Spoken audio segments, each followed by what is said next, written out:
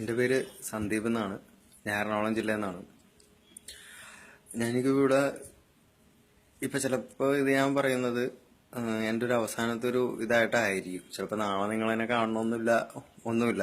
അങ്ങനത്തെ ഒരു ലെവലിലാണ് ഇപ്പോൾ ഞാൻ നിൽക്കുന്നത്. ചിലപ്പോൾ എൻ്റെ കാര്യം നാളെ എന്തായിരിക്കും എന്ന് പോലും പറയാൻ പറ്റില്ല.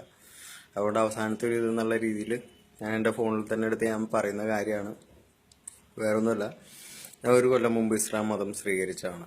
ഞാൻ മാത്രമല്ല, ഞാനും എൻ്റെ ഭാര്യയും കുട്ടിയും ഒരു കൊല്ലം മുമ്പ് ഇസ്ലാം മതം തർബിയത്തിക് ഇസ്ലാമിക് സഭ കോഴിക്കോടിൽ നിന്നും ഞങ്ങൾ സ്വീകരിച്ച ആൾക്കാരാണ്. അവിടെ നിന്ന് ഞാൻ അവിടെ പഠിക്കാൻ വന്നൊരു സുഹൃത്തിനെ പരിചയപ്പെട്ടായിരുന്നു. മനു എന്ന് പറഞ്ഞ പേരാണ്. അവൻ തിരുവനന്തപുരംകാരനാണ്. ഞാൻ പരിചയപ്പെട്ടു. അവൻ എന്നിട്ട് അവിടെ നിന്ന് ക്ലാസ് കഴിഞ്ഞ് പോയപ്പോൾ ഞാൻ അവനെ വിളിച്ചു. ഞങ്ങളുടെ ക്ലാസ് തീരാറായപ്പോൾ എടാ എന്തെങ്കിലും ഒരു ജോലി ശരിയാക്കിത്താ, എന്നെ പോലെയാണ് കാര്യങ്ങളെന്ന് പറഞ്ഞ് വിളിച്ചു. അവൻ പറഞ്ഞു നീ പുറത്തേക്ക് ഇറങ്ങുമ്പോൾ വിളിക്കുമെന്ന് പറഞ്ഞു.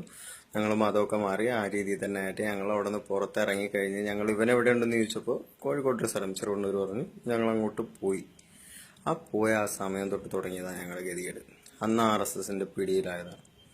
അവരുടെ ക്യാമ്പ്, അവരുടെ എന്താ പറയുക, ഒരു വല്ലാത്തൊരു തീവ്രവാദ ഒന്നും ഞാൻ കേട്ടിട്ടുണ്ട്. ഒരുപാട് ഞാൻ തീവ്രവാദം ഒന്നും കേട്ടിട്ടുണ്ട്.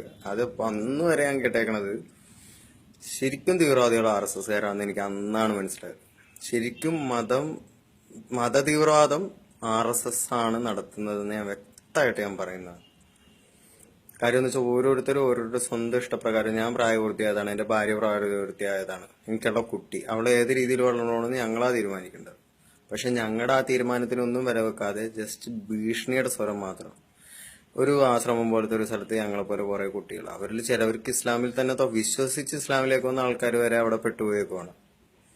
ആ രീതിയിലാണ് ശരിക്കും അവർ നേരെ RSSകാർ തിരിച്ചാ പറയണത്. മുസ്ലിങ്ങൾ ഇങ്ങനെ ചെയ്യുന്നു എന്നാണ് RSSകാർ പറയണത്. പക്ഷെ ഇത് നേരെ തിരിച്ചാ. ഞാൻ അനുഭവിച്ചറിഞ്ഞവനാണ്. ഇതിപ്പോ കേൾക്കുന്ന ഓരോ RSSകാരനും എന്നെ കൊല്ലാൻ വേണ്ടി വടി കൊടുക്കേണ്ടി വരുമെന്ന് എനിക്ക് 100% ഉറപ്പുള്ള കേസാണ്. അങ്ങനത്തെ ഒരു സിറ്റുവേഷനിലാണ് ഞാനിപ്പോ നിന്ന് പോകുന്നത്.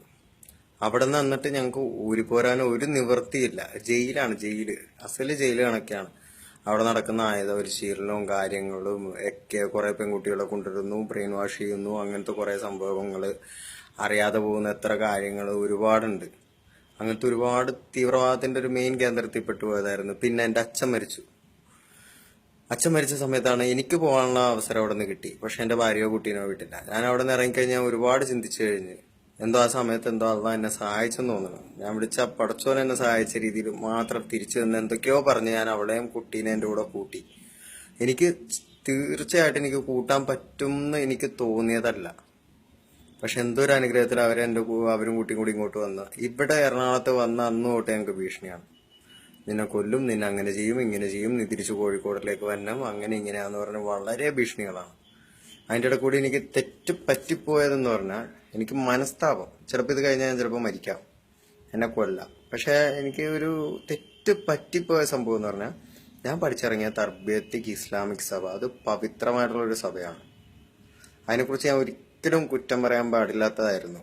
പക്ഷെ ഒരു അമ്പലം ചുറ്റും RSS, ഒരു വാർഡിന്റെ മോനെ എന്ന് ഞാനും എൻ്റെ ഭാര്യയും കുട്ടിയും പറഞ്ഞു. തർബിയത്തിക് ഇസ്ലാമിക് സഭയെ കുറിച്ച് അനാവശ്യം പറഞ്ഞു. ജനം TV കൂടെ, ആ TV ലോകൂടായിപ്പാണ്. RSSകാർ എന്ത് പറയണോ അത് മാത്രം ചെയ്യുന്ന TVയാണ്. വേറെ ഒന്നിനെയും മനസ്സിലാക്കാത്ത, ഒന്നിനെ അനുകൂലിക്കാത്ത TV. വാർഡിന്റെ മുമ്പിൽ നിന്ന് പത്രക്കാരെ ഇടയിൽ നിന്ന് ഞങ്ങൾ ഇന്റർവ്യൂ എടുത്തിട്ട് പോയതാണ് അവർ. ഒന്ന് ആലോചിച്ച് നോക്കുന്നത്. എന്നുവെച്ചാൽ എനിക്ക് അത്ര മോശമായിട്ട് തർബിയത്തിക് ഇസ്ലാമിക് സഭയെ കുറിച്ച് പറയേണ്ടി വന്നു. അത് ഞാൻ എൻ്റെ മരണം മുന്നിൽ കണ്ട്, എൻ്റെ കുട്ടിയുടെ ജീവൻ കണ്ട് മാത്രം ഞാൻ പറഞ്ഞു പോയ കാര്യങ്ങളാണ്. ഞാനും എൻ്റെ ഭാര്യ പശ്ചാത്തപിച്ചു പോയ കാര്യം അതേപോലത്തെ ഒരു പ്രസ്ഥാനം കോഴിക്കോട്. തീവ്രവാദമല്ല ഇവിടെ പഠിപ്പിക്കണം. അവിടെ പഠിപ്പിക്കുന്ന മതം എന്താണ്, സംസ്കാരം എന്താണ്, മുസ്ലിം എന്താണെന്നാണ് പഠിപ്പിക്കുന്നത്. നല്ല കാര്യങ്ങൾ മാത്രം പഠിപ്പിക്കാൻ പറ്റും.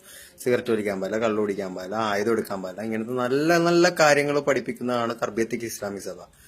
ആയുധം എടുക്കണം, കൊല്ലണം എന്ന് പഠിപ്പിക്കുന്നതാണ് RSS. അതും ഞാൻ കേട്ടതാണ്. ഞാനിതിപ്പോ തുറന്നു പറഞ്ഞു. തർബിയത്തിക് ഇസ്ലാമിക് സഭ അത്ര പവിത്രമായിട്ടുള്ള ഒരു സ്ഥലമാണ്. അവിടെ പഠിപ്പിക്കുന്ന കാര്യങ്ങളും ഞാൻ പറഞ്ഞു. എന്നുവെച്ചാൽ ആയുധം എടുക്കുന്നത് തെറ്റാണ്, പിന്നെ പുകവലിക്കാൻ പാടില്ല, മദ്യപിക്കാൻ പാടില്ല, ഒരു കാര്യങ്ങളും ചെയ്യാൻ പറ്റില്ല. അങ്ങനത്തെ നല്ലത് മാത്രം പറഞ്ഞു തന്നാണ്. പക്ഷെ RSS എന്ന് പറഞ്ഞാൽ ഇപ്പൊ ഞാൻ പറഞ്ഞതിന്റെ നേരെ തിരിച്ചാണ് പറഞ്ഞു തന്നത്. വർഗീയവാദാവാം, മതത്തിന് വേണ്ടി കൊല്ലാം, ഭാരതത്തിന് വേണ്ടി കൊല്ലാം. ഭാരതത്തിന് വേണ്ടി കൊല്ലാം എന്ന് പറഞ്ഞാൽ ആരെയും കൊല്ലാന്ന് അവർ പറയണത്. എന്നെ നാളെ കൊന്നേക്കാം. അതിനു മുമ്പ് ഞാൻ പറയുന്നതാണ്, എനിക്കോ എൻ്റെ ഭാര്യക്കോ എൻ്റെ കൊച്ചിനോ ജീവനൊരു ഉറപ്പില്ല. ഈ പറഞ്ഞ പോലീസുകാർ ആരോ സപ്പോർട്ട് ചെയ്യുമെന്ന് എനിക്കൊരു വിശ്വാസമില്ല. ആ ഒരു രീതിയിൽ ഞാനിതാ പറയുന്ന ഒരു കാര്യമാണ്. എനിക്കിത് പറഞ്ഞില്ല എന്നുണ്ടെങ്കിൽ ഞാൻ ചെയ്യുന്ന ഇസ്ലാം സ്വീകരിക്കാമെന്ന് ഒരുപാട് മനസ്സുകൊണ്ട് സ്വീകരിക്കാമെന്ന ഒരുപാട് വ്യക്തികളുണ്ടാവും.